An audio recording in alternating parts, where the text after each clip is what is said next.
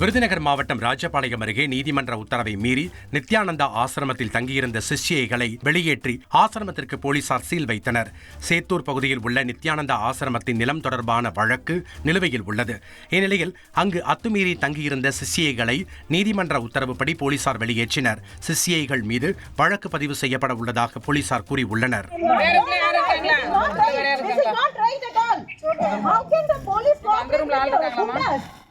How can you do that? How can you do that? No. You tell me first.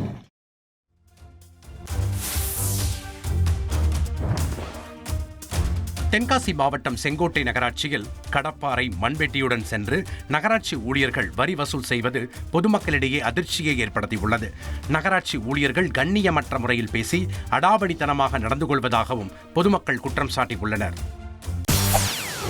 செய்திகளை உடனுக்குடன் தெரிந்து கொள்ள உடனே சப்ஸ்கிரைப் பண்ணுங்க.